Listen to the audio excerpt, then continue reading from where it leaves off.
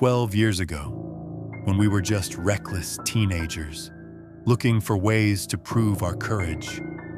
My friends and I came up with a stupid challenge, one that still haunts me to this day. There were 4 of us: John, that's me, Mario, Sam, and Rick. We had been best friends since childhood, always pushing each other to do things bolder, crazier, riskier. We weren't bad kids, just young and hungry for adventure, the kind that makes you feel invincible. One afternoon, we sat huddled in the school cafeteria, whispering about a challenge that would separate the brave from the cowards. "It's simple," Mario said, leaning in. "We leave a pencil in the cemetery during the day. Then, one by one, we have to go back alone at night and bring it back." We all laughed nervously. It sounded easy enough, but deep down, we knew the real fear wasn't the darkness. It was the unseen things that lurked in it. Still, none of us wanted to back down. So, one by one, over the next 3 nights, Mario, Sam, and Rick each went to retrieve the pencil. They all came back with wide grins, bragging about how easy it was. Then, on the 4th night, it was my turn. That evening, the sky was restless, thick with storm clouds. A heavy rain had begun to fall, soaking the streets, making everything cold and slick. "Let's do it tomorrow," I suggested, trying to sound casual. "It's raining too much." But my friends only laughed. "Oh, come on, John," Rick smirked. "You're not scared, are you?" "You're not thinking of quitting, right?" Sam added. "Because we'll make sure everyone at school knows you chickened out." I clenched my jaw. I didn't want to go, but I wasn't about to let them think I was a coward. So, I grabbed my raincoat, told my family I was heading to Mario's house, and set off into the storm. The cemetery was at the edge of town, a forgotten place, where old tombstones leaned like silent watchers in the rain. The wind howled through the trees, carrying the scent of wet earth and something distantly rotten. I stepped onto the muddy path, my shoes sinking slightly with each step. There were no streetlights nearby, only the occasional flicker of lightning, revealing the twisted shapes of gravestones. Then, I saw it. The pencil was still there, exactly where we had left it, resting against the base of a moss-covered headstone. I let out a breath, almost done. But just as I reached down to grab it, I heard it, a voice I knew. "John, come near the tree, please." I froze. The sound had come from the shadows beyond the headstone. It was Mario's voice. A shiver ran down my spine. Mario? What the hell was he doing here? I turned, scanning the graves, but I couldn't see him. The darkness was thick, the rain falling in relentless sheets. Then, again. "John, please come here, I'm injured." I took a shaky step back. Something about his tone wasn't right. It was flat, like he was repeating a script rather than actually in pain. I wanted to call out, to ask him what was wrong, but something deep inside me screamed not to. Then, I realized something. Mario had said he was injured, but I hadn't heard footsteps approaching the cemetery.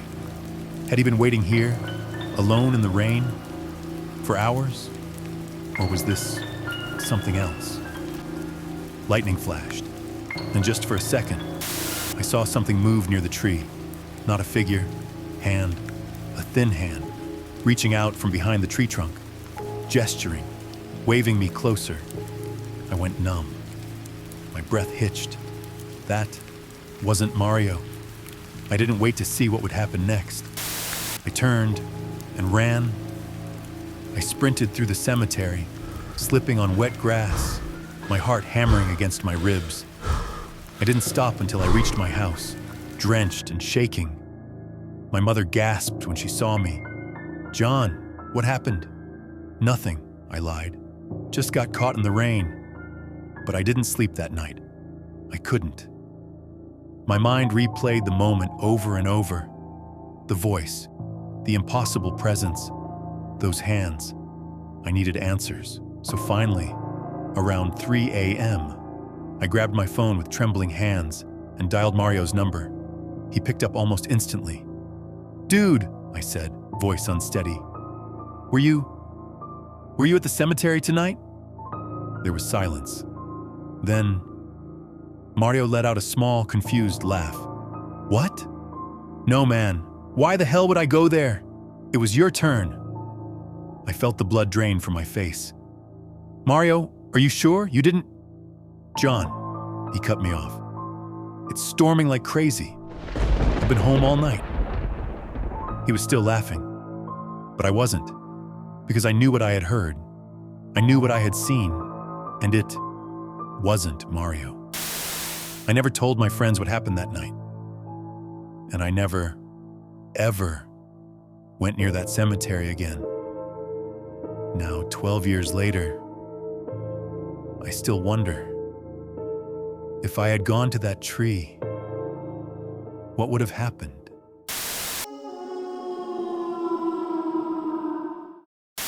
Family gatherings at our house were always full of laughter, food, and stories. That night was no different. My Uncle Ryan had come over with his wife and their son, James. We were sitting around a bonfire in the backyard. My dad and Uncle Ryan were drinking beer, their voices getting louder as the night went on. Then, my dad casually asked, "Hey Ryan, how's Tom doing?" The question changed everything. Uncle Ryan, who had just lifted his bottle for another sip, froze.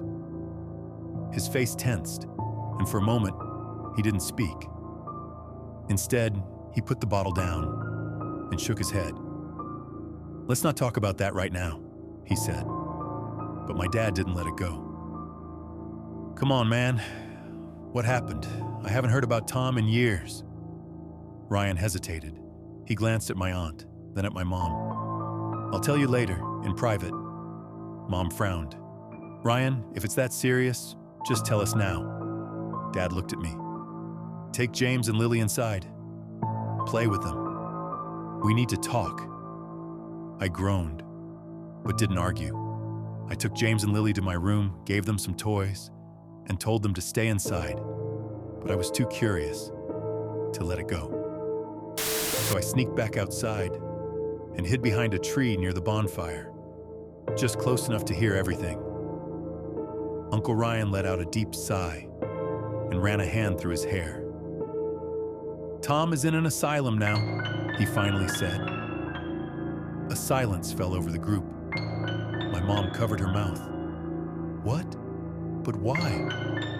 "It all started when his wife died. Tom and Ryan used to work together in a garage. Tom was a simple guy, always smiling, always excited about life. He loved his wife, Emily, more than anything. They were expecting a baby, and he couldn't wait to be a father.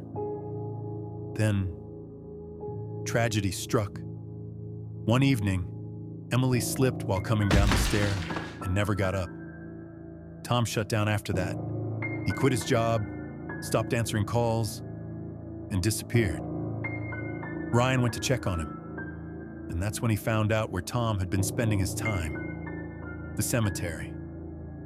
Every single day, from sunrise to sunset. Tom sat beside Emily's grave. He stopped taking care of himself. His beard grew long. His clothes were always dirty. And the smell, it was like he hadn't bathed in weeks. He wouldn't eat much. He wouldn't talk to anyone. He just sat there, whispering to the gravestone. At first, Ryan thought Tom was just grieving. But then, things started getting strange. Whenever Ryan tried to get him to leave, Tom would refuse. "She's not gone. She's still here," Tom would say. Ryan even caught him laughing at nothing, like he was having a conversation with someone only he could see. One day, Ryan found something that truly terrified him. Tom had carved something into Emily's tombstone with a knife. The words sent a chill down Ryan's spine. "I will bring you home." And then, he did. One Sunday, Ryan decided to visit Tom at his house. He wanted to drag him out of this madness before it was too late.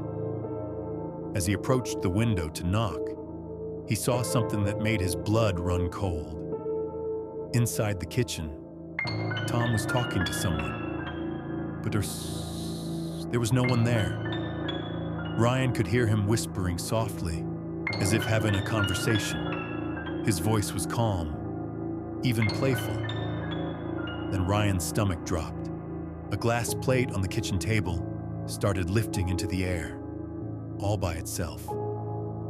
For a few seconds, it floated, as if someone invisible was holding it. Ryan took a step closer, trying to understand what he was seeing. But just then, the plate smashed to the floor. Tom snapped his head toward the window, his face twisted in rage. "You idiot!" he screamed. "You scared her away!" Then, without hesitation, Tom grabbed a knife from the kitchen counter and violently ran toward the front door. Ryan didn't wait to see what would happen next. He bolted to his car and sped away. Later, he told Tom's brother everything, but when he mentioned the floating plate, they dismissed it, saying Ryan must have imagined it. Still, they all agreed on one thing: Tom was dangerous.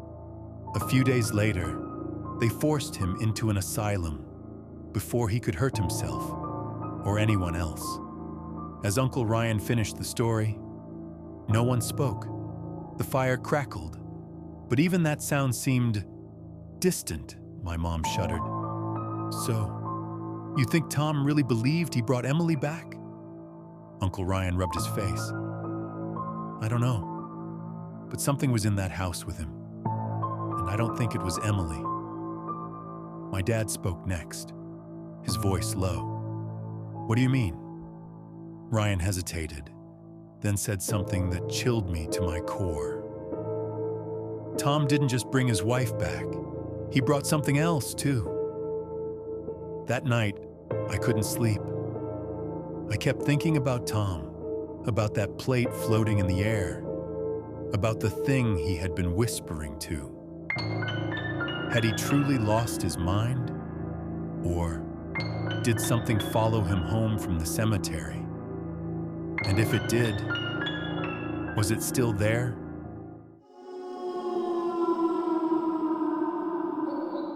"12 years. That's how long it's been since Rachel died. 12 years of guilt, of hearing my parents' hushed conversations late at night, of feeling their eyes on me, never angry, never accusing, just heavy, like they were trying to forgive me, but couldn't. I couldn't forgive myself either. Rachel was only 13. I was 10. And I was the one behind the wheel. We were just kids messing around. Dad's old truck was parked in the driveway, and we used to sit inside and pretend to drive. That night, Rachel told me to try pushing the pedal, just to see what it felt like. I did. The truck lurched forward. Rachel didn't have her seatbelt on. She hit her head against the dashboard and she never woke up. Now, every year on the anniversary of her death, I visit her grave. I clean the dirt off her headstone, leave a few flowers, and sit there in silence. But this year, I wanted more. I wanted to know if she was still there. The idea of the seance came from an online forum. Some guy claimed spirits are strongest where they're buried, and if you try to talk to them at the right time, they might answer. It sounded ridiculous, but I was desperate. The rule written was to go for 7 days to the cemetery. and speak the name of the deceased loudly. No time frame was mentioned. And on the 7th day, grab a fistful of soil from the grave and, at night, at 3 a.m., have a photo of the deceased, a candle, and the soil. Somehow I managed to convince my mother that this worked, claiming my friends had performed it several times. She was skeptical at first, but agreed. Perhaps out of the same desperation I felt. Maybe, in some way, she wanted to hear Rachel too. On the 7th day, when my father was on a night shift, my mother and I decided to perform the ritual. The tension between us was thick, neither of us really speaking, just going through the motions. We set up in the attic, where it was dark and quiet. The only light came from the candle's flickering flame. My mother spoke Rachel's name. At that moment, we heard footsteps, fast, unnaturally fast, climbing the stairs. The sound sent a jolt of fear through me. The door slammed open with a violent force, and the candle blew out. The room plunged into darkness. Then, we heard a voice, but it wasn't Rachel's. "Don't call her." The voice was deep, raspy, unnatural. My mother clutched my arm so tightly, her nails dug into my skin. We sat frozen, listening to the heavy silence that followed. I wanted to believe it was the wind, a draft, a trick of the mind, but something in my gut told me otherwise. The presence in the room was thick, suffocating. We didn't move an inch until the first rays of dawn crept through the attic window. When my father came home that morning, my mother told him everything. He didn't react with disbelief. He didn't tell her she imagined it. Instead, he turned to me, rage flashing in his eyes, and hit me across the face. "Never do something so foolish again," he yelled. That night, we all slept with the lights on, but sleep didn't come easily. I kept hearing things, whispers in the corner of my room, the creak of the attic door, the slow, deliberate sound of something breathing just outside my bedroom. In the following days, strange things began to happen. The house felt different, colder. The air always seemed thick, charged, as if something unseen was watching. My mother started finding things misplaced. Rachel's old belongings moved from storage. Her favorite dress, lying across the bed, as if someone had carefully placed it there. My father, a man who never believed in ghosts, started waking up in the middle of the night, drenched in sweat, swearing he heard someone whispering his name. One night, I woke up to the sound of scratching, not at the window, not at the door, but under my bed. It was slow, deliberate. I held my breath, frozen in fear. Then, in the silence, I heard my sister's voice. "Why did you call me? I wanted to scream." But the sound caught in my throat. I squeezed my eyes shut, covered my ears, praying it would stop. The scratching continued for what felt like an eternity before fading into silence. The next morning, I refused to sleep in my room. My father, finally acknowledging that something was wrong, called a priest. The man walked through the house, muttering prayers, sprinkling holy water. He stopped in my room, his face growing pale. "Something was invited here," he said, "and it's not your sister." My mother began to cry. My father clenched his fists. I felt sick. The priest performed a cleansing ritual, but the house never felt the same. Shadows seemed to linger, longer than they should. Whispers still crawled through the hallways late at night, and every time I passed Rachel's room, I swore I could hear soft breathing on the other side of the door. We moved out 6 months later. Even now, years later, I think back to that night and wonder, what had we called?